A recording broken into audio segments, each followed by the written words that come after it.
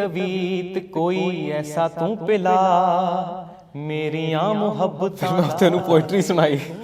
I don't know ਮੇਰਾ technical ਕਿੰਨਾ strong ਗਿਆ, ਪਰ ਪੋਇਟਰੀ ਤੇ ਬੜਾ ਖੁਸ਼ ਹੋਇਆ ਸੀ ਉਹ। मतलब ਤੇ ਉੱਥੋਂ ਮੈਨੂੰ सिलेक्शन पोएट्री से हो गई। ਜੌਬ ਆਫਰ ਆ ਗਿਆ ਸੀ। ਜੋ ਲੋਕ ਚੰਡੀਗੜ੍ਹ ਆ ਕੇ ਕਰ ਰਹੇ ਸੀ ਪਹਿਲੀ ਵਾਰ ਘਰੋਂ ਬਾਹਰ ਨਿਕਲ ਕੇ, ਉਹ ਮੈਂ ਆਲਰੇਡੀ ਘਰ ਆਇਆ ਸੀ, ਜ਼ਿਆਦਾ ਪੀ ਲਈ ਤੇ ਕਹਿੰਦੇ ਸਾਡੇ ਤੋਂ ਗੱਡੀ ਹੁਣ ਚੱਲਣੀ ਨਹੀਂ। ਕਿੱਥੇ ਆਉਂਦੀਆਂ ਦੱਸ ਮੈਂ ਖਾਨੇ ਵਿੱਚੋਂ ਕੀ ਪੀ ਲਵਾਂ, ਉਹਦੀਆਂ ਹੀ ਅੱਖੀਆਂ ਪਿਲਾਉਂਦੀਆਂ।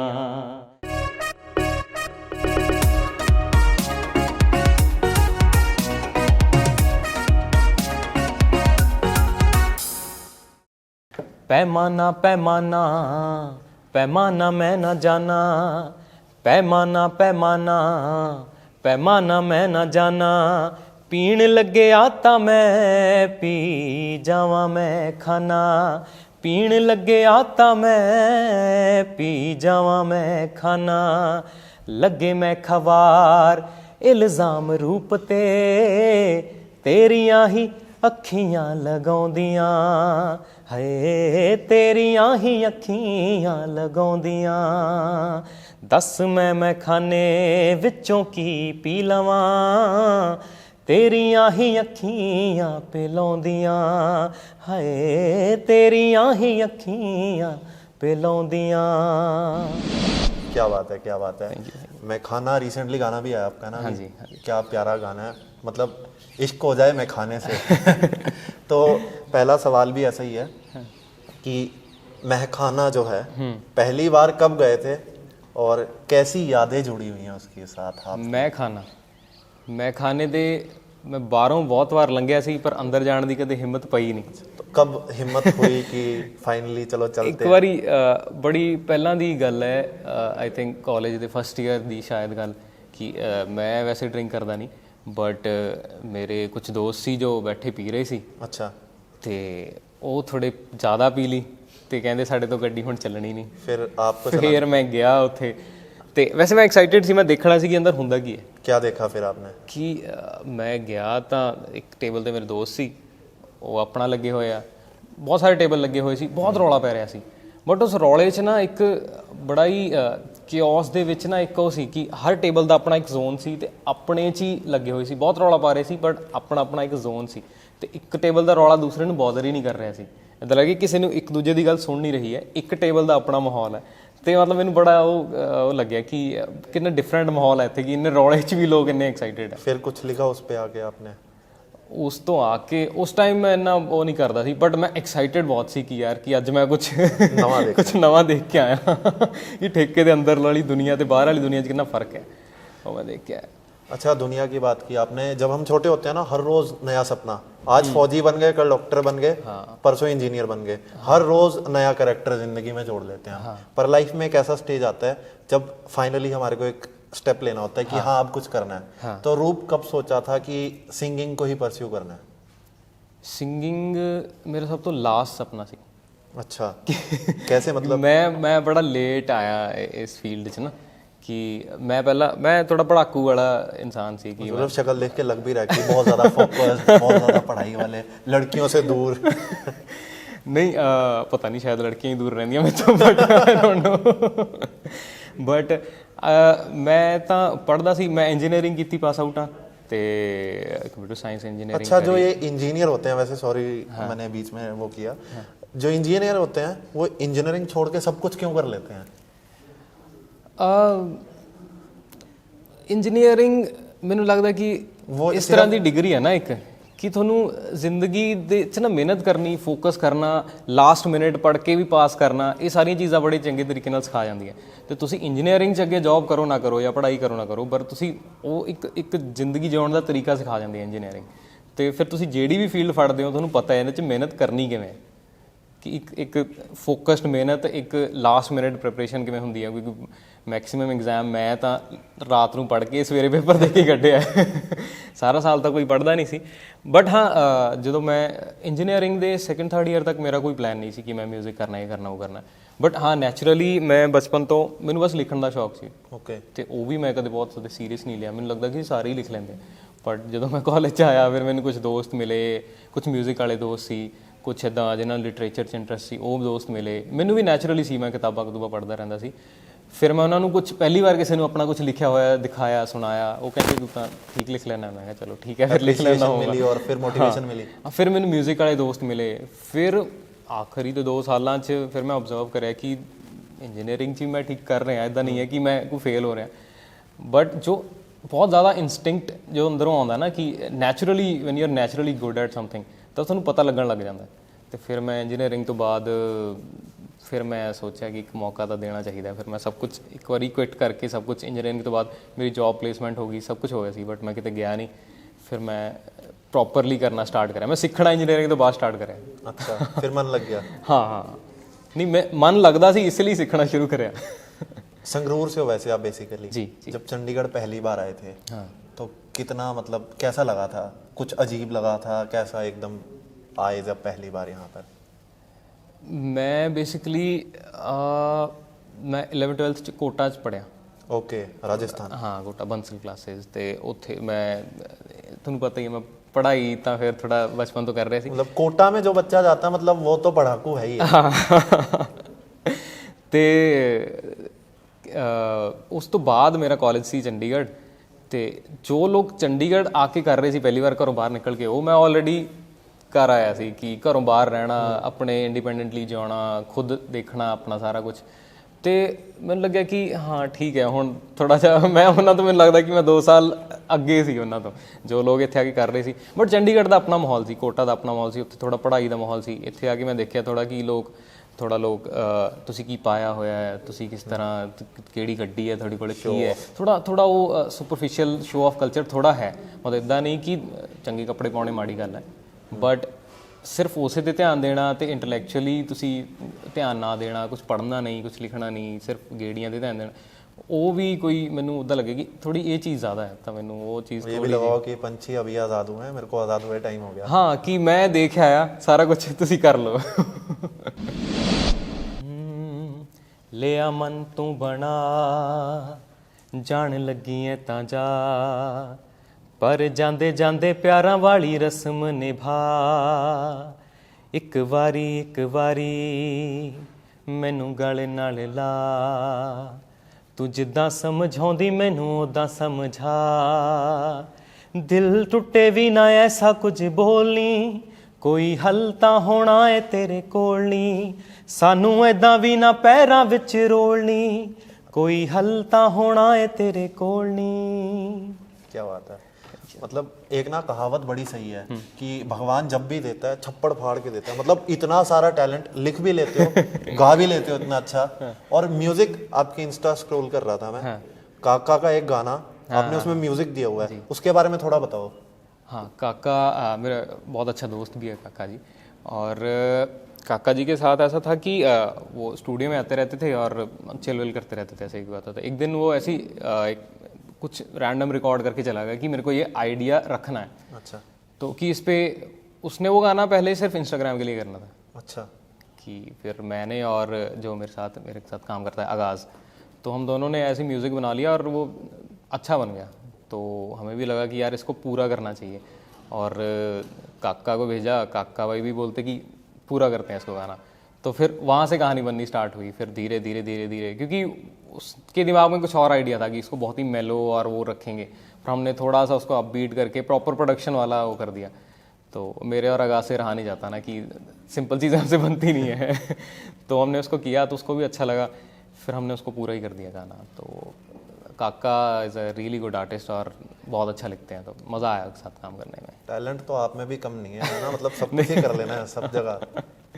ਹਾਂ, ਇਸ ਦੀ ਤਾਂ ਮੈਂ ਖਾਨਾ ਦੀ ਤਾਂ ਮੈਂ ਥੋੜਾ ਪੰਗਾ ਤਾਂ ਮੈਂ ਲੈ ਲਿਆ ਸੀ ਕਿ ਮੈਂ ਵੀਡੀਓ 'ਚ ਵੀ ਪਾਰਟ ਲਊਂਗਾ, ਅਤੇ ਸਟੋਰੀ ਰਾਈਟਿੰਗ ਮੈਂ ਵੀਡੀਓ ਦੀ, ਅਤੇ ਹਲਕੀ ਫੁਲਕੀ डायरेक्शन मैं उस भी पंगा लिया है। अच्छा, सब कुछ मतलब डायरेक्शन भी, म्यूजिक भी, लिखावट भी, गायकी भी, एक्टिंग भी, मतलब जिथे भी कुछ आर्टिस्टिक हो रहा होंगे ना, मेरा जी करता मैं इस पंगा ले ला जाके। तो फिर मैं कुछ भी दिखता मैनू लिखना। में से हो जो लोग कहते हैं कि हमारी नौकरी भी खा गया, इतना काम कर लेता है। शायद नौकरी खाऊंगा नहीं जिंदगी जे खाऊंगा तो मैं होप करदा कि उस तो ज़्यादा जनरेट कर दूंगा। तो जो नौकरी खा रहे हैं तो मैं काम जनरेट कर रहे हैं, तो फिर आई होप कि मैं लोगों लिए जनरेट कर सका काम। बिल्कुल। अच्छा, रूप संगरूर वाला जो रूप था और अब जो चंडीगढ़ वाला रूप है, उसमें कितना फर्क है? कितना बिगड़े हो, बाहर निकल के घर से कोटा गए फिर चंडीगढ़ आए, तो खुद में अगर आप चेंजेस देखो, changes in a bad manner और इन अ गुड मैनर दोनों में, तो कितने बिगड़े हो और कितना ज़्यादा मेच्योरिटी लेवल बढ़ा है?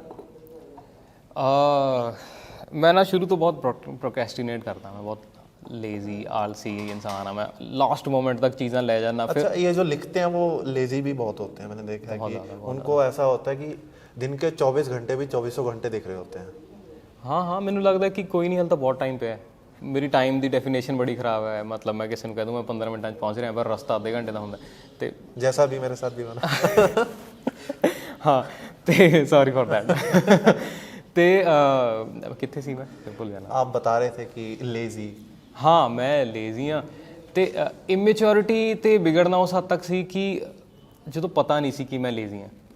ਮੈਚੁਰਿਟੀ ਉਦੋਂ ਆਈ ਜਦੋਂ ਮੈਨੂੰ ਪਤਾ ਲੱਗਿਆ ਕਿ ਮੈਂ ਲੇਜ਼ੀ ਹਾਂ ਤੇ ਇਹ ਨੈਚੁਰਲ ਹੈ ਤੇ ਇਹਦੇ ਅਰਾਊਂਡ ਵਰਕ ਅਰਾਊਂਡ ਕਿਵੇਂ ਕਰਨਾ ਹੈ ਕਿ ਬੀਇੰਗ ਲੇਜ਼ੀ ਕਈ ਵਾਰ ਫਾਇਦੇਮੰਦ ਹੁੰਦਾ ਹੈ, मतलब हमेशा फायदेमंद नहीं होता। लेजी पंचुअल होना सब तो वधिया चीज़ है कि टाइम पे कम करो। इंस्टाग्राम पे कुछ देख भी रहा था, वहाँ पर किसी ने ऐसे लिखा हुआ था, आजकल सोशल मीडिया का ज़माना है, वहाँ लिखा हुआ था कि जो लोग ज़्यादा टैलेंटेड होते हैं, जिनका दिमाग बहुत आर्ट वर्क में चलता है, वो लोग लेज़ी होते हैं, मतलब अपने काम पे थोड़ा सा लेट पहुँचते हैं। तो क्या आप वो ऐसा कॉम्प्लीमेंट भी रख सकते हो? कह सकते हो, पर मैं बीइंग लेजी ਨੂੰ ਮੈਂ ਕੰਪਲੀਮੈਂਟ ਨਹੀਂ ਮੰਨਦਾ, but a way of life ਹੈ कि लेज़ी भी नहीं जस्ट प्रोक्रेस्टिनेट करना कि लास्ट मोमेंट तक चीज़ें ले जाना वो नेचुरल है। हुण मैं कोशिश कर रहा हूँ से हो गया कि कोई नहीं, लास्ट तक पढ़ लेंगे एक दिन पहले। हाँ कई बार तो बिना सुते भी पेपर देता है, सवेरे 9 बजे पेपर है तो रात को 2 बजे पढ़न लगे, 5-6 घंटे पढ़े। वहीं से तो नहीं आया कहीं फिर कि चलो कोई नहीं अभी तो टाइम है, कर लेंगे, हो जाएगा? सारे ही इदां होंदे यार, इंजीनियरिंग बड़ियां पुट्ठियां चीज़ां सिखा जांदे तुहानूं ਤੇ ਕਈ ਵਾਰ ਫਾਇਦਾ ਹੋ ਜਾਂਦਾ ਹੈ, ਬਟ ਆਈ ਥਿੰਕ ਬੀਇੰਗ ਜਦੋਂ ਤੁਸੀਂ ਕੁਝ ਵੀ ਨਹੀਂ ਕਰਦੇ ਨਾ ਉਦੋਂ ਬਹੁਤ ਕੁਝ ਚੱਲ ਰਿਹਾ ਹੁੰਦਾ ਦਿਮਾਗ 'ਚ। ਆਪਣੇ ਆਪ ਨਾ ਵੀ ਕਰਤੇ ਹੋ, ਕੁਝ ਨਾ ਕਰਨਾ ਬਹੁਤ ਸਹੀ ਹੈ ਦਿਮਾਗ ਨੂੰ, ਐਟਲੀਸਟ 2-4 ਘੰਟੇ ਦੇਣੇ ਚਾਹੀਦੇ ਆ ਕਿ ਹਾਰਡ ਫੋਕਸਡ ਵਰਕ ਨਹੀਂ ਕਰ ਰਹੇ, ਜਸਟ ਰਿਡੰਡੈਂਟ ਨੋਰਮਲ ਕੰਮ ਕਰ ਰਹੇ ਹੋ, ਐਕਸਰਸਾਈਜ਼ ਕਰ ਰਹੇ ਹੋ, ਕੁਝ ਹੋਰ ਕਰ ਰਹੇ ਹੋ। ਉਦੋਂ ਨਾ ਦਿਮਾਗ ਜਿਹੜਾ ਤੁਹਾਡਾ ਸਬਕੌਂਸ਼ੀਅਸ ਹੈ ਉਹ ਆਪਣੇ ਆਪ 'ਚ ਇੱਕ ਵਾਇਰਿੰਗ ਕਰ ਲੈਂਦਾ ਤੇ ਜਿਹੜੇ ਵੀ ਪ੍ਰੋਬਲਮ ਤੁਸੀਂ ਦੇ ਕੇ ਰੱਖਦੇ ਹੋ ਦਿਮਾਗ ਨੂੰ ਉਹਦੇ ਆਨਸਰਸ ਮਿਲਣੇ ਸਟਾਰਟ ਹੋ ਜਾਂਦੇ, ਤੁਸੀਂ ਬੋਰ ਹੁੰਦੇ। ਅੱਜ ਕੱਲ੍ਹ ਜ਼ਮਾਨਾ ਚੱਲ ਰਿਹਾ ਕਿ ਲੋਕ ਬੋਰ ਹੀ ਨਹੀਂ ਹੁੰਦੇ ਕਿਉਂਕਿ ਇੰਸਟਾ 'ਤੇ ਲੱਗੇ ਰਹਿਣਾ। ਪਹਿਲਾਂ ਕੋਈ ਇੰਸਟਾ ਕੁਛ ਨਹੀਂ ਹੁੰਦਾ ਸੀ, ਜਦ ਬੈਠੇ ਹੋ ਤਾਂ ਬੈਠੇ ਹੋ ਅਤੇ ਆਪਣੇ ਆਪ ਨਾਲ ਤੁਸੀਂ ਇੰਡਲਸ ਕਰ ਰਹੇ ਹੋ, ਬਟ ਹੁਣ ਦਿਮਾਗ ਵਿਹਲਾ ਹੀ ਨਹੀਂ ਹੁੰਦਾ। ਦਿਮਾਗ ਨੂੰ ਵਿਹਲਾ ਛੱਡਣਾ ਬਹੁਤ ਜ਼ਿਆਦਾ ਜ਼ਰੂਰੀ ਹੈ ਮੇਰੇ ਖਿਆਲ ਨਾਲ, ਅਤੇ ਫਿਰ ਆਰਟ ਉੱਥੋਂ ਹੀ ਨਿਕਲਦਾ, ਵਿਹਲੇ ਦਿਮਾਗ ਤੋਂ ਹੀ ਆਰਟ ਨਿਕਲਦਾ ਮੇਰੇ ਖਿਆਲ ਨਾਲ। डेफिनेशन ही अलग है आपकी। अच्छा, रूप चंडीगढ़ में रहते हो, क्लब्स भी जाते हो, कभी कभी जाना हो जाता है? Club not club but bars and all, जिस लाइव म्यूजिक चल रहा है। चंडीगढ़ में नज़ारे ही अलग होते हैं रात के, तो कितने देखे और कितने लूटे हैं नज़ारे चंडीगढ़ के? बहुत टाइम हो गया, 2012 तो इतने ही है। नहीं फिर भी मतलब तब की बात ही कर लेते हैं हम। थोड़ा पीछे चल पड़ते हैं, आज 22 है, 12-10 साल पीछे चल पड़ते हैं, तो कितना ज़्यादा मतलब नज़ारे देखे थे तब और उसके बाद लूटे थे? नज़ारे दी हुण डेफिनेशन बड़ी टाइम टू टाइम ना चेंज होंदी रहंदी है। कोई नहीं, आप कई बार 2012 च नज़ारे कुछ और होंदे सी, कोई नज़ारे कुछ और। हम 2012 के हिसाब से बात करते हैं। 2012 ਜਦੋਂ ਆਏ ਕਾਲਜ ਆਏ ਤਾਂ ਓਬਵੀਅਸਲੀ ਤੁਹਾਨੂੰ ਦੁਨੀਆ ਦਿਖਦੀ ਹੈ। ਕਾਲਜ ਦੀ ਦੁਨੀਆ ਥੋੜੀ ਅਲੱਗ ਹੁੰਦੀ ਹੈ, ਤੁਸੀਂ ਮੈਚਿਓਰ ਹੋ ਜਾਂਦੇ, ਥੋੜੇ ਸ਼ੁਰੂ ਹੁੰਦਾ ਮੈਚਿਓਰਿਟੀ ਆਉਣੀ, ਨਜ਼ਾਰੇ ਬੰਦੇ ਲੈਂਦੇ ਆ। ਸ਼ਿਮਲਾ ਨੇੜੇ ਹੈ, ਕਸੌਲੀ ਨੇੜੇ ਹੈ, ਤੁਹਾਡੇ ਨੀਚੇ ਬੁਲਟ ਹੋਵੇ ਤੇ ਫਿਰ ਨਜ਼ਾਰੇ ਤਾਂ ਆਉਂਦੇ ਜਾਂਦੇ ਰਹਿੰਦੇ ਹੀ ਹੈ। ਤੇ ਉਸ ਤੋਂ ਬਾਅਦ ਮੈਚਿਓਰਿਟੀ ਥੋੜੀ ਹੋ ਜਾਂਦੀ ਆ, ਉਸ ਟਾਈਮ ਕਲੱਬ ਚਲੇ ਜਾਣਾ, ਇਹ ਕਰ ਲੈਣਾ, ਉਹ ਕਰ ਲੈਣਾ, ਉਹ ਸਭ ਜੋ ਜਨਰਲੀ ਸਾਰੇ ਕਰਦੇ ਉਹ ਸਭ ਕਰ ਰਹੇ ਸੀ ਉਸ ਟਾਈਮ। ਫਿਰ ਮੈਚਿਓਰਿਟੀ ਆ ਗਈ, ਬਾਹਰ ਜਾਣ ਦਾ ਸ਼ੌਕ ਹਜੇ ਵੀ ਹੈ, ਬਟ ਹੁਣ ਉਹ ਸ਼ੋਰ ਸ਼ਰਾਬੇ ਵਾਲੇ ਕਲੱਬਸ ਘੱਟ ਹੋ ਗਏ। ਹੁਣ ਥੋੜਾ ਲਾਈਵ ਮਿਊਜ਼ਿਕ ਚੱਲ ਰਿਹਾ ਹੋਵੇ, ਬੈਠ ਕੇ 2-4 ਦੋਸਤਾਂ ਨਾਲ ਗੱਲਾਂ ਮਾਰ ਲੀਆਂ, ਹੁਣ ਉਹ ਨਜ਼ਾਰੇ। ਮੈਚਿਓਰਿਟੀ ਆ ਗਈ 10 ਸਾਲ। ਹਾਂ। ਇਹ ਪਿਆਰਾਂ ਦੀਆਂ ਚਿੱਠੀਆਂ ਤੇਰੇ ਲਈ ਲਿਖੀਆਂ, ਇਹ ਪਿਆਰਾਂ ਦੀਆਂ ਚਿੱਠੀਆਂ ਤੇਰੇ ਲਈ ਲਿਖੀਆਂ, ਵਿੱਚ ਹੈ ਤੇਰਾ ਜ਼ਿਕਰ ਹਵਾਵਾਂ ਨੂੰ ਦਿੱਤੀਆਂ, ਵਿੱਚ ਲਿਖੀਆਂ ਮੈਂ ਗਜ਼ਲਾਂ ਜਿੱਦਾਂ ਤੇਰੀਆਂ ਨਜ਼ਰਾਂ, ਤੇ ਕੁਛ ਨੇ ਨਜ਼ਰਾਂ ਨੇ ਤੇਰੇ ਬੁੱਲਾਂ ਜਿਹੀ ਗਜ਼ਲਾਂ, ਇਹ ਦਿਲ ਦੀਆਂ ਜੋ ਗੱਲਾਂ ਤੇਰੇ ਮੇਰੇ ਵਿਚਕਾਰੇ, ਇਹ ਸਾਰੇ ਚੰਨ ਤੇ ਤਾਰੇ ਪੁੱਛਦੇ ਨੇ ਤੇਰੇ ਬਾਰੇ, ਇਹ ਸਾਰੇ ਚੰਨ ਤੇ ਤਾਰੇ ਪੁੱਛਦੇ ਨੇ ਤੇਰੇ ਬਾਰੇ। क्या बात है, क्या बात है। मतलब लाइफ साइकिल चल रहा है क्या, रोमांटिक ट्रैक भी आ गया, सैड भी आ गया, और उसके बाद मैं खाने की बात भी हो गई है। हाँ। तो मतलब ये ऐसा स्टेप बाय स्टेप चल रहे हो आप कि पहले दिल जुड़ा फिर टूटा और फिर दारू पीने लग गया बंदा। हाँ, मतलब ऐसा चल रहा है। आई थिंक सबकॉन्शियसली चल रहा है, कोई मतलब मोस्टली लोग तो रिलेट कर ही रहे होंगे ना इन चीज़ों से। ਹਾਂ ਜਿਹੜਾ ਬੰਦਾ ਇੰਨਾ ਦੇਖ ਰਿਹਾ ਹੈ ਕਿ ਹਾਂ ਮੇਰੇ ਦਿਮਾਗ 'ਚ ਨਹੀਂ ਆਇਆ ਸੀ ਦੇਖੋ ਇਹ ਚੀਜ਼ नहीं, थोड़ा सा टैलेंट मेरे पास भी है। ਜੇ ਤੁਸੀਂ ਵਾਈਡਰ ਪਰਸਪੈਕਟਿਵ ਦੇਖੋ ਤਾਂ ਯੈਸ, ਪਹਿਲਾਂ ਪਿਆਰੇ ਗਾਣੇ ਕੱਢੇ, ਫਿਰ ਸ਼ਾਇਦ ਦਿਲ ਟੁੱਟ ਗਿਆ, ਫਿਰ ਹੁਣ ਬੰਦਾ दारू ਪੀਂਦਾ, ਐਂਡ 'ਚ ਹੋਰ ਕਰਦਾ ਕੀ ਹੈ ਬੰਦਾ, आखिरी सहारा। ਆਖਰੀ ਸਹਾਰਾ ਫਿਰ दारू ਮਿੱਤਰ। अच्छा, विलेज से बिलोंग करते हो, और मैंने सुना भी है बहुत बारी कि विलेज वाले जो बच्चे होते हैं ना, उनकी पिटाई बहुत ज़्यादा होती है। मम्मी थापी से पीट देती है, पापा के हाथ में जो आता है उससे मार देते हैं। आपके साथ हुआ कभी ऐसा? ਸ਼ਾਇਦ ਮੈਂ ਐਕਸੈਪਸ਼ਨ ਆ, ਅੱਛਾ। ਤਾਂ ਮੈਂ ਸਿੰਗਲ ਚਾਈਲਡ ਆ, ਤਾਂ ਸ਼ਾਇਦ ਮੇਰੇ ਕਦੇ ਅੱਜ ਤੱਕ ਪਈਆਂ ਨਹੀਂ ਹੈਗੀਆਂ। तो कभी ऐसा हुआ कि शरारत की होगी? शरारत तो डेफिनेटली की होगी बचपन में ना, तो तब भी पिटाई से बचे होगे कई बारी, तो ऐसा सोचा होगा यार आज तो बच गया। मतलब डर तो होता ही है माँ बाप का, चलो मारा नहीं होगा, पर डर तो रहता ही है थोड़ा बहुत। ਹਾਂ ਡਰ, ਸ਼ਾਇਦ ਡਰ ਹੀ ਜ਼ਿਆਦਾ ਸੀ ਤਾਂ ਕਦੇ ਸ਼ਰਾਰਤ ਵੀ ਨਹੀਂ ਕੀਤੀ। कुछ तो किया होगा यार। ਸ਼ਰਾਰਤ ਇਦਾਂ ਨਹੀਂ ਕਿ ਸ਼ਰਾਰਤ ਬਹੁਤ ਕਰਦੇ ਸੀ, ਬਟ ਪਤਾ ਨਹੀਂ, ਜਾਂ ਤਾਂ ਮੈਂ ਹੀ ਸਿਆਣਾ ਸੀ ਮਾਂ-ਬਾਪ ਦੀ ਨਜ਼ਰਾਂ 'ਚ, ਜਾਂ ਫਿਰ ਮਾਂ-ਬਾਪ ਹੀ ਇੰਨੇ ਟੋਲਰੈਂਟ ਨੇ ਕਿ ਉਹਨਾਂ ਨੇ ਮੈਨੂੰ ਸਹਿ ਲਿਆ। सेकंड वाला हो सकता है, क्योंकि इतना ज्यादा शरीफ बच्चा नहीं हो सकता। बचपन में शरारतें तो सब करते हैं, ਸ਼ਰਾਰਤਾਂ कांड भी करते हैं बच्चे यार। ਹਾਂ ਇੱਕ ਵਾਰੀ ਅਸੀਂ ਖੇਲ ਰਹੇ ਸੀ ਤੇ ਮੈਂ ਸ਼ਾਇਦ ਕਿਸੇ ਨੂੰ ਇਦਾਂ ਧੱਕਾ ਮਾਰਿਆ ਤੇ ਉਹਦਾ ਸਿਰ ਦੀਵਾਰ 'ਚ ਵੱਜਿਆ ਤੇ ਖੂਨ ਵੀ ਆਉਣ ਲੱਗ ਗਿਆ ਤੇ ਉਹ ਗੱਲ ਉੱਥੇ ਹੀ ਦੱਬ ਲਈ ਗਈ ਕਿ ਉਹਨੂੰ ਉਹਦੀ ਪੱਟੀ ਪੁੱਟੀ ਕਰਾ ਲਈ ਗਈ ਤੇ ਉਹ ਗੱਲ ਕਦੇ ਵੀ ਮੇਰੇ ਘਰੇ ਨਹੀਂ ਪਹੁੰਚੀ ਅੱਜ ਤੱਕ। अच्छा, तो हो सकता था वो एक्सेप्शन वाला केस उस दिन खत्म हो जाता। ਹਾਂ ਉਸ ਦਿਨ ਪੈ ਜਾਣੀਆਂ ਸੀ ਮੇਰੇ। अच्छा रूप, बहुत टाइम से ना मैं सवाल पूछना चाह रहा हूँ शुरू से ही, पर अब वो मौका आ गया पूछने का, क्योंकि मैं भी लिखता हूँ। तो मैं ये पूछना चाहता हूँ कि भाई हर एक बंदा जो लिखता है ना, उसकी शुरुआत कहीं ना कहीं से होती है। किसी का दिल जुड़ता है, किसी का टूटता है, ठीक है, और भी कोई रीज़न हो सकता है। तो आपकी जो लिखने की शुरुआत थी वो कैसे हुई थी? ਲਿਖਣ ਦੀ ਸ਼ੁਰੂਆਤ ਮੈਨੂੰ ਐਕਚੁਅਲੀ ਯਾਦ ਨਹੀਂ ਆਉਂਦਾ। ਮੈਨੂੰ ਬਹੁਤ ਵਾਰੀ ਲੋਕ ਪੁੱਛਦੇ ਤੂੰ ਪਹਿਲੀ ਚੀਜ਼ ਕੀ ਲਿਖੀ, ਮੈਨੂੰ ਯਾਦ ਨਹੀਂ ਆਉਂਦਾ ਐਕਚੁਅਲੀ। नहीं यार, याद ਮੈਂ ਕਈ ਵਾਰ ਮੈਂ ਸਕੂਲ 'ਚ ਲਾਈਨਾਂ ਬਣਾ ਲੈਂਦਾ ਸੀ, ਪਰ ਮੈਂ ਲਿਖਦਾ ਹੀ ਨਹੀਂ ਸੀ ਕਦੇ। ਮਤਲਬ ਮੈਂ ਕਦੇ ਸੀਰੀਅਸਲੀ ਲਿਆ ਹੀ ਨਹੀਂ ਸੀ ਕਿ ਲਿਖਣਾ ਵੀ ਕਹਿੰਦਾ ਮੈਨੂੰ लिखना है या मतलब पहली जो सीरियस राइटिंग थी, अगर आप लगा लो मैच्योर राइटिंग, जो एक प्रॉपर आपने कुछ लिखा हो, पोएट्री, सॉन्ग, कुछ भी, वो किस रीज़न से लिखा था?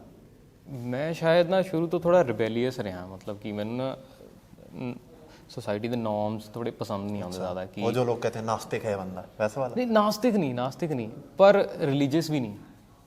ਮਤਲਬ ਰੱਬ ਨੂੰ ਮੰਨਣਾ ਪਰ ਆਪਣੇ ਟਰਮਸ ਤੇ ਮੰਨਣਾ ਕਿ ਜੇ ਰੱਬ ਮੈਨੂੰ ਮੰਨਦਾ ਤਾਂ ਹੀ ਮੈਂ ਰੱਬ ਨੂੰ ਮੰਨੂਗਾ ਟਾਈਪ ਸਾਲਾ ਨਾ ਕਿ ਤਾਂ ਸ਼ਾਇਦ ਪਹਿਲਾਂ ਉਸ ਤਰ੍ਹਾਂ ਦਾ ਬਹੁਤ ਲਿਖਦਾ ਹੁੰਦਾ ਸੀ ਕਿ ਬੜੀ ਸੋਸ਼ਲ ਚੀਜ਼ਾਂ ਬੜੀਆਂ ਲਿਖਦਾ ਸੀ ਮੈਂ। ਹਾਂ ਇਸ ਤਰ੍ਹਾਂ ਦਾ ਕੁਝ ਲਿਖਦਾ ਸੀ, ਮੈਨੂੰ ਕੁਝ ਦਿਖਦਾ ਸੀ ਕਿ ਇਹ ਚੀਜ਼ ਐਵੇਂ ਨਹੀਂ ਹੋਣੀ ਚਾਹੀਦੀ, ਤਾਂ ਆਪਣੇ ਆਪ ਹੀ ਅੰਦਰੋਂ ਨਾ 2-4 ਲਾਈਨਾਂ ਆਪਣੇ ਆਪ ਹੀ ਬਣ ਜਾਂਦੀਆਂ ਸੀ। ਕਈ ਵਾਰ ਤਾਂ ਲਿਖੀਆਂ ਹੀ ਨਹੀਂ, ਬਸ ਉਹ ਬਣੀਆਂ ਤੇ ਮੈਨੂੰ ਲੱਗਿਆ ਵੀ ਹਾਂ ਯਾਰ ਇਹ ਬੜੀ ਸਹੀ ਗੱਲ ਹੈ, ਪਰ ਮੈਂ ਕਦੇ ਲਿਖੀ ਹੀ ਨਹੀਂ ਉਹ ਚੀਜ਼। ਤਾਂ ਪਹਿਲਾਂ ਸੋਸ਼ਲ ਚੀਜ਼ਾਂ ਬੜੀਆਂ ਮੈਨੂੰ ਦਿਖਦੀਆਂ ਸੀ, ਫਿਰ ਰੋਮਾਂਟਿਕ ਤਾਂ ਬਾਅਦ ਚੋਂ ਆਈਆਂ ਚੀਜ਼ਾਂ। ਤਾਂ फिर वो धीरे धीरे जब पड़ाव आया वैसा, फिर वो अंदर से निकलने लगी है। ਹਾਂ ਬੈਸਟ ਚੀਜ਼ ਉਹੀ ਹੈ ਜੋ ਐਕਚੁਅਲੀ ਅੰਦਰੋਂ ਨਿਕਲੇ। ਮਤਲਬ ਕਦੇ ਵੀ ਬਹਿ ਕੇ ਮੈਨੂੰ ਨਹੀਂ ਲੱਗਦਾ ਮੈਂ ਕਦੇ ਬਹਿ ਕੇ ਸੋਚਿਆ ਕਿ ਅੱਜ ਮੈਂ ਬੈਠਿਆ ਤੇ ਅੱਜ ਮੈਂ ਕੁਝ ਲਿਖਣਾ। ਨਾ ਹੀ ਮੈਂ ਨੈਚੁਰਲੀ ਟਰਾਈ ਕਰਦਾ ਉਹ ਚੀਜ਼, ਨਾ ਹੀ ਮੈਂ ਮਤਲਬ ਕਦੇ ਇੱਦਾਂ ਮੈਨੂੰ ਹਾਰਡਕੋਰ ਬਹਿ ਕੇ ਆਈਡੀਆ ਜਨਰੇਟ ਕਰਨਾ ਕਿਸੇ ਚੀਜ਼ ਦਾ, ਉਹ ਨਾ ਮੇਰੇ ਤੋਂ ਹੁੰਦਾ ਹੀ ਹੈ। ਤੇ ਜੇ ਮੈਂ ਕਰ ਵੀ ਲਵਾਂ ਤਾਂ ਮੈਨੂੰ ਹਮੇਸ਼ਾ ਸ਼ੱਕ ਰਹਿੰਦਾ ਕਿ ਇਹ ਚੀਜ਼ ਨੈਚੁਰਲੀ ਨਹੀਂ ਆਈ ਹੈਗੀ, ਇਹ 'ਚ ਮੇਰਾ ਇਮੋਸ਼ਨ ਨਹੀਂ ਹੈ ਉਹਨਾਂ ਜ਼ਿਆਦਾ। ਤਾਂ ਨੈਚੁਰਲ ਤੇ ਮੈਂ ਬਹੁਤ ਉਹ ਕਰਦਾ ਕਿ ਜਦੋਂ ਵੀ ਕੋਈ ਨੈਚੁਰਲੀ ਲਾਈਨ ਉਹ ਮਿਲਦੀ ਹੈ ਜਾਂ ਮੈਂ ਕਿਤੇ ਕੁਝ ਡਰਾइव कर रहा हूँ या मैं कुछ भी जा रहा हूँ फिर मैं रुक जाना। ऐसा होता है ना, मैं भी कई बार ड्राइव कर रहा होता हूँ, कहीं पे भी होते हैं, कोई लाइन स्ट्राइक कर दी है, ਉੱਥੇ ਬ੍ਰੇਕਾਂ ਮਾਰੀਆਂ, ਚਲੋ ਉੱਥੇ ਲਿਖੋ। ਫਿਰ मतलब पर ऐसा उस ये चीज़ ਲਈ राइटर के ਤੁਸੀਂ लिए सबसे वियर्ड चीज भी है ना कि अगर आप कहीं पे फंसे हुए हो बहुत ज्यादा, पर आप उस काम को छोड़ के अपना राइटिंग पहले करते हो। ਹਾਂ ਕਿਉਂਕਿ ਕਈ ਵਾਰ ਤੁਸੀਂ ਜਦੋਂ ਡਰਾਈਵਿੰਗ ਜਾਂ ਬੱਸ ਦਾ ਸਫ਼ਰ, ਉਹ ਸਭ ਤੋਂ ਕੰਫਰਟੇਬਲ ਦੀਆਂ ਚੀਜ਼ਾਂ ਹੁੰਦੀਆਂ, ਤੁਸੀਂ ਖੁਦ ਕੁਝ ਕਰ ਨਹੀਂ ਰਹੇ ਹੁੰਦੇ ਨੇ ਤੇ ਤੁਹਾਡਾ ਦਿਮਾਗ ਸਬਕੌਂਸ਼ੀਅਸ ਕੁਛ ਨਾ ਕੁਛ ਹੋਣਾ ਸ਼ੁਰੂ ਹੋ ਜਾਂਦਾ। ਤੇ ਤਾਂ ਹੀ ਮੈਂ ਕਹਿ ਰਿਹਾ ਕਿ ਬੋਰ ਹੋਣਾ ਬਹੁਤ ਜ਼ਰੂਰੀ ਹੈ। ਲੋਕ ਬੋਰ ਨਹੀਂ ਹੁੰਦੇ ਅੱਜ ਕੱਲ੍ਹ, ਕੰਟੈਂਟ ਜਾਂ ਚੀਜ਼ਾਂ ਇੰਨੀਆਂ ਅਵੇਲੇਬਲ ਨੇ ਕਿ ਟਾਈਮ ਫਿਲ ਕਰਨ ਲਈ ਆਪਾਂ ਕੁਛ ਨਾ ਕੁਛ ਇਨਟੇਕ ਕਰਦੇ ਰਹਿੰਦੇ ਹਾਂ, ਬਟ ਉਹਦਾ ਜੋ ਆਊਟਪੁੱਟ ਆਉਂਦਾ ਉਹ ਦੇਖਦੇ ਹੀ ਨਹੀਂ ਕਦੇ ਆਪਾਂ। ਆਊਟਪੁੱਟ ਦਿਮਾਗ ਨੂੰ ਰਿਜ਼ਲਟ ਦੇਣ ਲਈ ਟਾਈਮ ਹੀ ਨਹੀਂ ਦਿੰਦੇ ਆਪਾਂ ਕਦੇ ਵੀ, थोड़ा सा खाली जरूरी ਬਹਿੰਦੇ ਹੀ ਨਹੀਂ 5 ਮਿੰਟ ਨਹੀਂ ਫੇਲੇ ਬਹਿੰਦੇ ਆਪਾਂ। ਤਾਂ ਫਿਰ ਮੇਰੇ ਖਿਆਲ ਨਾਲ ਬੋਰ ਹੋਣਾ ਜ਼ਰੂਰੀ ਹੈ, ਬੋਰ ਹੋ ਜ਼ਿੰਦਗੀ 'ਚ। अच्छा रूप, जब टैलेंट ज़्यादा हो ना तो इंसान थोड़ा सा फ़ायदा उठाने की कोशिश करता है। तो कभी अपनी लिखावट से, कभी अपनी गायकी से किसी का फ़ायदा उठाया, मतलब अपना काम निकलवाने के लिए? ਬੜੀ ਇੱਕ ਇੰਟਰਸਟਿੰਗ ਜੀ ਸਟੋਰੀ ਹੈ। ਕਾਲਜ ਦੇ 4th ਈਅਰ 'ਚ ਜਦੋਂ ਪਲੇਸਮੈਂਟਸ ਦਾ ਦੌਰ ਚੱਲ ਰਿਹਾ ਹੁੰਦਾ ਤੇ ਮੈਂ ਵੀ ਦੇ ਰਿਹਾ ਸੀ ਇੰਟਰਵਿਊਜ਼ ਵਗੈਰਾ ਸਾਰੇ। ਤੇ ਜਦੋਂ ਇੱਕ ਇੰਟਰਵਿਊ ਹੋ ਰਹੀ ਸੀ, ਸਾਰਾ ਕੁਝ ਉਹਨੇ ਪੁੱਛ ਲਿਆ, ਟੈਕਨੀਕਲ ਗੱਲਾਂ ਹੋ ਗਈ, ਸਭ ਕੁਝ ਹੋ ਗਿਆ। ਕਹਿੰਦਾ ਹੋਰ ਕੀ ਕਰਦੇ ਹੋ? ਮੈਂ ਕਿਹਾ ਜੀ ਮੈਂ ਪੋਇਟਰੀ ਲਿਖਦਾ। ਕਹਿੰਦਾ ਚਲੋ ਸੁਣਾਓ। अच्छा, ਫਿਰ ਮੈਂ ਉੱਥੇ ਉਹਨੂੰ ਪੋਇਟਰੀ ਸੁਣਾਈ। ਅੱਛਾ, ਆਈ ਡੋਂਟ ਨੋ ਮੇਰਾ ਟੈਕਨੀਕਲ ਕਿੰਨਾ ਸਟਰੋਂਗ ਗਿਆ, ਪਰ ਪੋਇਟਰੀ ਤੇ ਬੜਾ ਖੁਸ਼ ਹੋਇਆ ਸੀ ਉਹ। मतलब ਤੇ ਉੱਥੋਂ इंटरव्यू ਮੈਨੂੰ में सिलेक्शन पोएट्री से हो गई। ਜੌਬ ਆਫਰ ਆ ਗਿਆ ਸੀ ਉੱਥੋਂ। मतलब 4 साल की डिग्री हम एक बारी साइड पर रख देते हैं। हाँ, और पर एक वो पोएट्री इक्वल्स टू 4 साल की डिग्री, और वहाँ पे इंटरव्यू में सिलेक्शन होगी। ਹਾਂ ਸਿਲੈਕਸ਼ਨ ਹੋ ਗਈ ਸੀ। ਹੁਣ पर ਮੈਂ वो बाद में आपने कंटिन्यू नहीं किया, दैट इज अ ਹਾਂ ਉਹ ਡਿਫਰੈਂਟ ਥਿੰਗ ਹੈ। ਬਟ ਆਈ ਥਿੰਕ ਇੱਕ ਜਿੱਦਾਂ ਹੁੰਦਾ ਨਾ ਕਿ 99% ਤੋਂ ਆ ਜਿਹੜਾ 1% ਬਚਿਆ ਸੀ ਉਹ ਪੋਇਟਰੀ ਨੇ ਪੂਰਾ ਕਰ ਦਿੱਤਾ। देख लो, टैलेंट बंदे को कहीं पे भी लेके जा सकता है ना। ਨੀ ਮੈਂ ਨਜ਼ਰਾਂ ਚੁਰਾਵਾਂ ਔਕਾਤਾਂ ਤੋਂ, ਗਾਲਾਂ ਨਿੱਤ ਸੁਣਦਾ ਜਜ਼ਬਾਤਾਂ ਤੋਂ। ਨੀ ਮੈਂ ਨਜ਼ਰਾਂ ਚੁਰਾਵਾਂ ਔਕਾਤਾਂ ਤੋਂ, ਗਾਲਾਂ ਨਿੱਤ ਸੁਣਦਾ ਜਜ਼ਬਾਤਾਂ ਤੋਂ। ਦਿਲ ਹਲਕਾ ਜੇਰਾ ਨਾ ਪਵੇ, ਮੈਨੂੰ ਡਰ ਲੱਗਦਾ ਮੁਲਾਕਾਤਾਂ ਤੋਂ। ਮੇਰੇ ਅੰਦਰ ਨੀ ਹਾਏ ਅੱਗ ਬਲਦੀ, ਮੇਰੇ ਅੰਦਰ ਨੀ ਅੱਗ ਬਲਦੀ, ਅੰਦਰ ਨੀ ਅੱਗ ਬਲਦੀ। ਨੀ ਮੈਂ ਖੁਦ ਨੂੰ ਰੋਜ਼ ਹੀ ਸਾੜ ਦੇਵਾਂ। क्या बात है। ਬਾਹਰੋਂ ਸ਼ਾਇਰ ਅੰਦਰੋਂ ਕਾਇਰ, ਲਿਖ ਲਿਖ ਚਿੱਠੀਆਂ ਪਾੜ ਦੇਵਾਂ। ਬਾਹਰੋਂ ਕਾਇਰ ਅੰਦਰੋਂ ਸ਼ਾਇਰ, ਲਿਖ ਲਿਖ ਚਿੱਠੀਆਂ ਪਾੜ ਦੇਵਾਂ। क्या बात है। ਤਾਂ ਇਹ ਆਉਣ ਵਾਲਾ ਇੱਕ ਐਲਬਮ ਦਾ ਇੱਕ ਗਾਣਾ बड़ा प्यारा लिखा है आपने, है ना। मतलब रिलेट करेंगे लोग कि कहीं आजकल तो आपने चिट्ठी की बात की, लोग व्हाट्सएप पे एक दूसरे को मैसेज भेजने लगते हैं, तो वो बैक स्पेस वाला बटन होता है ना, वो दबा के ਉਹ ਵੀ ਚਿੱਠੀਆਂ ਹੀ ਨੇ, ਬਸ ਡਿਜੀਟਲ ਚਿੱਠੀਆਂ ਨੇ ਉਹ। वो फिर वो हटा देते हैं, फिर वो डर के कारण। ਹਾਂ ਇਹ ਤਾਂ ਹੁੰਦਾ ਹੀ ਹੈ। ਪਰ ਜਦੋਂ ਫਿਰ ਤੁਸੀਂ ਮੈਖਾਨੇ 'ਚ ਬੈਠੇ ਹੁੰਦੇ ਹੋ, फिर हो ਫਿਰ जाता है। ਹਿੰਮਤ ਪੈ ਜਾਂਦੀ ਹੈ हाँ, ਤੁਹਾਡੀ। फिर हो जाता है टेक्स्ट, फिर बाद में सोचते हैं इंसान, फोन आते हैं, मैसेज आता है, सवेरे ही पता लगता है। फिर स्यापे हो जाते हैं ना बाद में, ओहो ये हो गया था। अच्छा, अब जो लास्ट सेगमेंट है इंटरव्यू का, उसमें होंगे सिचुएशन बेस्ड क्वेश्चन। मतलब अब मैं थोड़े से मजे लूंगा ज्यादा आपके, ठीक है। क्योंकि मैं आपको ऐसी सिचुएशन दूंगा जिसके ऊपर आपको अपना टैलेंट दिखाना है। वो शायरी भी हो सकती है, वो गाने भी हो सकते हैं। पहली सिचुएशन ये है कि आपके जो दोस्त हैं वो जा रहे हैं मैखाने, ठीक है। आपका मन बिल्कुल भी नहीं है, आप कह रहे हो मैं एक बार ही जाया, फिर मेरे को गाड़ी वापस लेके आनी पड़ती है, मैं बिल्कुल भी नहीं जा रहा हूँ। ठीक है। तो पर वो आपको जोर जबरदस्ती घसीट रहे हैं, ठीक है। आपको उनको मना करना है अपने टैलेंट के थ्रू, गाने के थ्रू, शायरी के थ्रू, जैसे भी आप कर सकें। ਕੋਲ ਕੇ ਤਵੀਤ ਕੋਈ ਐਸਾ ਤੂੰ ਪਿਲਾ, ਮੇਰੀਆਂ ਮੁਹੱਬਤਾਂ ਦਾ ਦੇ ਦੇ ਤੂੰ ਸਿਲਾ। ਮੈਨੂੰ ਮਿਲ ਜਾਏ ਖਜ਼ਾਨਾ ਅੱਖਰਾਂ ਦਾ, ਦਿਲ ਤੋੜ ਖਾਲੀ ਕਰ ਥੋੜੀ ਜਗ੍ਹਾ ਤੂੰ ਬਣਾ। ਰੱਖ ਲਾਂ ਸਿਰਾਣੇ ਨੀ ਮੈਂ ਅੱਖਰਾਂ ਨੂੰ, ਇਸ਼ਕਾਂ 'ਚ ਨੀਂਦਾਂ ਕਿੱਥੇ ਆਉਂਦੀਆਂ। ਦੱਸ ਮੈਂ ਮੈਖਾਨੇ ਵਿੱਚੋਂ ਕੀ ਪੀ ਲਵਾਂ, ਉਹਦੀਆਂ ਹੀ ਅੱਖੀਆਂ ਪਿਲਾਉਂਦੀਆਂ। ਹਾਏ ਉਹਦੀਆਂ ਹੀ ਅੱਖੀਆਂ ਪਿਲਾਉਂਦੀਆਂ। क्या बात है। अब आपने मना तो कर दिया अपने दोस्तों को कि भाई मैं नहीं जा रहा हूँ, मैं तो आंखों से ही पीऊंगा उनकी, है ना, जो भी है XYZ। तो अब आगे क्या हुआ, आपका शो आ गया, आप अपने शो पे चले गए हैं, ठीक है। परफॉर्म कर रहे हो, और एक अनएक्सपेक्टेड सा मोमेंट हो गया, हो भी जाता है आर्टिस्ट के साथ, कि आप अपने लिरिक्स भूल गए हो गाते गाते लाइव। अब वहाँ पर उसको कवर अप करने के लिए क्या किया जाएगा? ਦੇਖੋ ਸਭ ਤੋਂ ਬੈਸਟ ਤਰੀਕਾ ਹੁੰਦਾ ਕਿ ਜੇ ਤੁਹਾਨੂੰ ਨਹੀਂ ਆਉਂਦੇ ਨਾ, ਕਰਾਊਡ ਨੂੰ ਤਾਂ ਆਉਂਦਾ ਹੀ ਹੈ। बस क्राउड वाला माइक कर अच्छा, दो। मतलब मैं ये समझूं जब भी कोई भी आर्टिस्ट ऐसे कर रहा होता है कि अब आप कहो तो मतलब वो भूल गया है। मैक्सिमम टाइम्स कह सकते हो। अच्छा, तो ऐसा तो हो जाएगा, पर उस सिचुएशन के ऊपर कुछ मतलब गाना या फिर शायरी कुछ, ਉਹਦੇ ਉੱਪਰ शायरी ऐसी मतलब अगर सिचुएशन के उसको ऊपर कवर अप करना है ना, आपको दिखाना है कि भाई चलो ठीक है भूल गया हूँ, आप दिखा रहे हो उनको कि भाई मैं बात ही कर रहा हूँ तुम लोगों से, तो बात करते करते कोई शायरी कुछ। देखो मैंने आपको बता भी दिया है, इतना मतलब इतना हेल्प कौन करता है यार। ਇਹੋ ਜਿਹੀ ਸਿਚੁਏਸ਼ਨ ਲਈ ਮੈਂ ਨਾ ਮਿਊਜ਼ਿਕ ਰੋਕ ਕੇ ਫਿਰ ਗੱਲ ਹੀ ਬਦਲ ਦੇਣੀ ਹੈ ਕਿ ਕਈ ਵਾਰੀ ਕਿਸੇ ਹੋਰ ਟੌਪਿਕ ਤੇ ਲੈ ਜਾਓ ਤੇ ਉਸ ਤੇ ਕੋਈ ਸ਼ਾਇਰੀ ਸੁਣਾ ਦਿਓ। ਜੇ ਤੁਸੀਂ ਰਾਈਟਰ ਹੁੰਦੇ ਹੋ ਤੁਹਾਡੇ ਕੋਲ ਬਹੁਤ ਕੁਝ ਪਿਆ ਹੁੰਦਾ तो ਗੱਲ फिर ਕਰਨ ਲਈ। मुझे भी एक अच्छी सी शायरी सुना दो आप कुछ यार, मतलब ਇੱਕ ਵਾਰੀ ਇੱਕ ਵਰਡ ਹੈ ਰਿਸ਼ਵਤ, हाँ जी। ਤੇ ਮੈਂ ਸੋਚਿਆ ਰਿਸ਼ਵਤ ਤੇ ਇੱਕ ਦਿਨ ਮੈਨੂੰ ਇੱਕ ਲਾਈਨ ਯਾਦ ਆਈ, ਮੈਂ ਮੋਬਾਈਲ 'ਚ ਦੇਖ ਕੇ ਸੁਣਾ ਸਕਦਾ। ਕੁਛ ਲੈ ਦੇ ਕੇ ਕਰਵਾ ਦਿਓ, ਕਿ ਆਪਾਂ ਕਹਿੰਦੇ ਨਾ ਕਿ ਲੈ ਦੇ ਕੇ ਕਰਵਾ ਦਿਓ, ਕਿ ਕੁਛ ਲੈ ਦੇ ਕੇ ਕਰਵਾ ਦਿਓ, ਰਿਸ਼ਵਤ ਚਲਦੀ ਹੋਣੀ ਕਿਸਮਤ ਲਿਖਣ ਵਾਲਿਆਂ 'ਚ। क्या बात है। ਕੁਝ ਲੈ ਦੇ ਕੇ ਕਰਵਾ ਦਿਓ, ਰਿਸ਼ਵਤ ਚਲਦੀ ਹੋਣੀ ਕਿਸਮਤ ਲਿਖਣ ਵਾਲਿਆਂ 'ਚ। ਕੁਝ ਕਹਿ ਸੁਣ ਕੇ ਲਿਖਵਾ ਦਿਓ ਕਿ ਮੈਂ ਵੀ ਬਹਿੰਦਾ ਹੋ ਜਾ ਇਸ਼ਕ ਵਾਲਿਆਂ 'ਚ। क्या बात है। ਕਿ ਮੈਨੂੰ ਕੁਝ ਰਿਸ਼ਵਤ ਲੈ ਕੇ ਹੀ ਮੇਰੀ ਕਿਸਮਤ 'ਚ ਲਿਖਵਾ ਦਿਓ ਕਿ ਉਹਦਾ ਪਿਆਰ ਮੇਰੀ ਕਿਸਮਤ 'ਚ ਆ ਜਾਏ, ਤਾਂ मतलब फिर तो क्राउड तो और ज्यादा मतलब ऐसा ਉਹਨੇ 'ਚ ਮੈਨੂੰ ਲਿਰਿਕਸ ਯਾਦ ਆ ਜਾਣੇ ਆ, मतलब अपना काम हो जाएगा ना। ਆਪਣਾ ਕੰਮ ਹੋ ਜਾਣਾ। अच्छा, तो अब लास्ट सिचुएशन के ऊपर आते हैं हम। जी ठीक है, अब लास्ट सिचुएशन ये है कि आपको एक लड़की पसंद है, ठीक है, मतलब आपने उसको कभी कहा नहीं है, ठीक है, पर वो अब सामने से आई है, गुलाब गुलाब देके ऐसा, मतलब जैसे लड़के प्रपोज करते हैं वो वैसे प्रपोज कर रही है आपको, ठीक है। ऐसे घुटने पे ऐसा आपको फूल पकड़ाया उसने, और आप तो कह रहे हो भाई क्या मतलब मजा आ गया, दिन बन गया, जिसको मैं कहना चाह रहा था उसने सामने से आके कह दिया ना, ड्रीम कम ट्रू हाँ, है। Dream come true. और तभी पता चल रहा है, मम्मी की आवाज आई है दूसरे कमरे से कि भाई ये तो सच में ही ड्रीम था। मतलब वो अंदर से ना ऐसे दुख दर्द बाहर आ गए हैं। अब उस वक्त पे क्या मतलब ਉਸ ਵਕਤ ਤੇ ਤਾਂ ਫਿਰ ਮੈਂ ਤੁਹਾਨੂੰ ਗਾਣੇ ਦੀ ਜਗ੍ਹਾ ਇੱਕ ਪੋਇਟਰੀ ਸੁਣਾ ਦਿੰਦਾ। ਤੇ ਜਦੋਂ ਆਪਾਂ ਸੁਪਨੇ ਦੀ ਗੱਲ ਕਰਦੇ ਆ, ਸੁਪਨਾ ਵੀ ਟੁੱਟ ਗਿਆ ਤੇ ਬੰਦੇ ਦਾ ਦਿਲ ਵੀ ਟੁੱਟ ਗਿਆ, ਤੇ ਮੈਂ ਇਹਦੇ ਤੇ ਇੱਕ ਵਾਰੀ ਲਿਖਿਆ ਸੀ ਕਿ ਸੁਪਨੇ ਹੁੰਦੇ ਦਿਲ ਵਰਗੇ, ਸੁਪਨੇ ਹੁੰਦੇ ਦਿਲ ਵਰਗੇ, ਸੁਪਨੇ ਹੁੰਦੇ ਦਿਲ ਵਰਗੇ, ਟੁੱਟ ਜਾਂਦੇ ਨੇ ਜੁੜ ਜਾਂਦੇ ਨੇ। ਸੁਪਨੇ ਹੁੰਦੇ ਦਿਲ ਵਰਗੇ, ਟੁੱਟ ਜਾਂਦੇ ਨੇ ਜੁੜ ਜਾਂਦੇ ਨੇ, ਪਰ ਜੁੜਦੇ ਟੁੱਟਦੇ ਟੁੱਟਦੇ ਜੁੜਦੇ ਪੂਰੇ ਤੋਂ ਥੋੜੇ ਥੁੜ ਜਾਂਦੇ ਨੇ। ਕੀ ਬਾਤ ਹੈ। ਹੋਕਾ ਦੇ ਮੁਹੱਬਤ ਦਾ, ਮੌਕਾ ਦੇ ਮੁਹੱਬਤ ਦਾ, ਹੋਕਾ ਦੇ ਮੁਹੱਬਤ ਦਾ, ਮੌਕਾ ਦੇ ਮੁਹੱਬਤ ਦਾ, ਇਹ ਯਾਰ ਮੁਹੱਲਿਓਂ ਮੁੜ ਜਾਂਦੇ ਨੇ। ਸੁਪਨੇ ਹੁੰਦੇ ਦਿਲ ਵਰਗੇ, ਟੁੱਟ ਜਾਂਦੇ ਨੇ ਜੁੜ ਜਾਂਦੇ ਨੇ, ਪਰ ਜੁੜਦੇ ਜੁੜਦੇ ਟੁੱਟਦੇ ਟੁੱਟਦੇ ਪੂਰੇ ਤੋਂ ਥੋੜੇ ਥੁੜ ਜਾਂਦੇ ਨੇ। क्या बात है, क्या बात है। मतलब ये तो सिचुएशन के ऊपर ऐसे जाके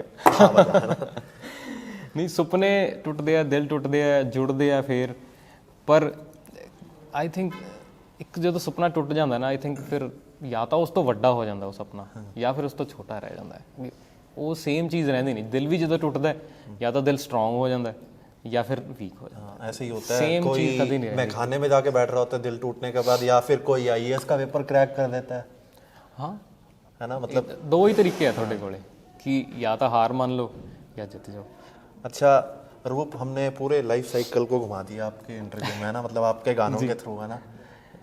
पहले दिल जुड़ा, फिर टूटा, फिर इंसान मैं खाने में गया, है ना, मतलब पूरा हमने वो बना दिया कि कैसे जवानी निकलती है। नहीं देखो, मेरा गाना मैं खाने जान नू प्रमोट नहीं कर रहा। नहीं नहीं, बिल्कुल भी हाँ, नहीं। वो कह रहे कि मैं खाने च मैं जब की ही पी लवां कि जो तेरियां अखियां ऑलरेडी मैनू, आई एम इंटॉक्सीकेटेड, कि मैं ऑलरेडी इन्ना नशे च हाँ कि मैं खाने च पीवां तो की पीवां, कि पीण लग्या तो मैं खाने पी जावां, कि जे पीण ते आईए तो बहुत पी लवांगे, पर लोड़ ही नहीं पै रही।